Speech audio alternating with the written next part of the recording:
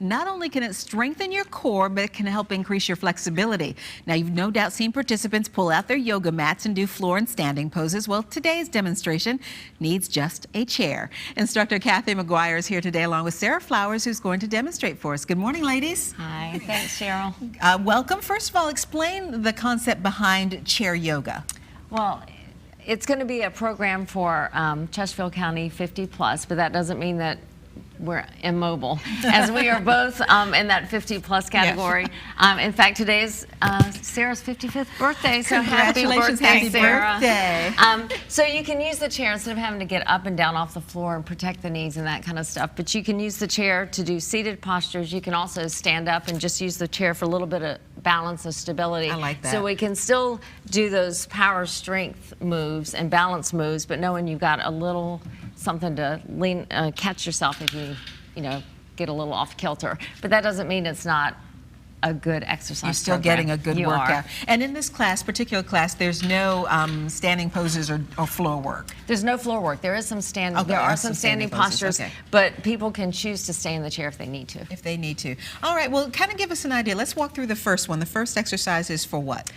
The first one is going to be for strength, and it's also a stretch. Sarah's going to demonstrate it in a seated posture for those people that need to stay in the chair, and then as a standing option when you come behind the chair. So it's called a lunge. She's shifted off to the side of the chair so that she can press that back hip forward. She's getting a nice hip flexor stretch. She's also, if she could lift up slightly off the chair, she'd start to strengthen her legs there. The posture can also be taken either beside or behind the chair. So Sarah, if you'd come up either beside or behind, and it'll give her more of a strength component when she can use the chair to get herself in alignment. But then if she wants to let go of the chair, so she's still getting that hip flexor stretch in the back, but now she's going to lift her chest. She can take one or both arms off the chair. She can lift her arms up, take them behind her chest if we wanted to open. It depends on what opening posture we may want up there. But she's continuing to hold the posture, so this quad and hamstring are going to start to feel something, and she's going to get that stretch there in the back too. So that would be your strength component. That would be strength. All right, and then the next thing, and this kind of shows it too, is balance. Balance, that's right. She's going to demonstrate chair tree pose for us, and again, you can use the chair for a little bit of stability, but chair pose is a hip opener, so she's drawing the knee open. She's going to start with that ankle, that foot at her ankle, and then if she's able, she can lift the leg up a little bit higher.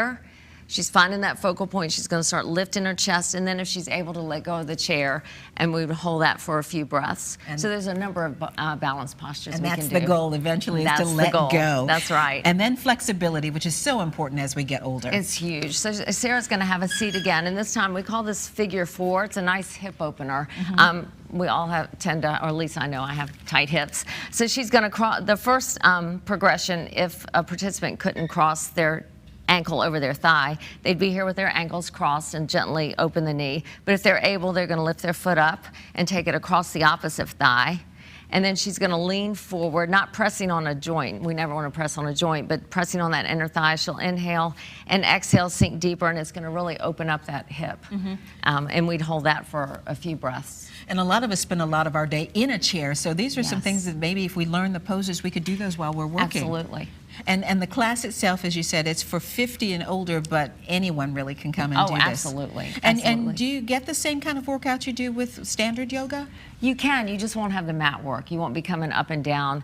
But there, like I said, there's a lot of things you do out of the chair and standing postures. We just wouldn't have the portions on the floor. And the nice thing is controlled movement, so you have less chance of getting injured. Oh, absolutely. All right. Well, thank you, ladies. Kathy McGuire and Sarah, happy birthday. Thank you for showing us how to do this. Chair yoga is offered once a week, most Mondays now through August 3rd at Huguenot Road Baptist Church on Huguenot Road.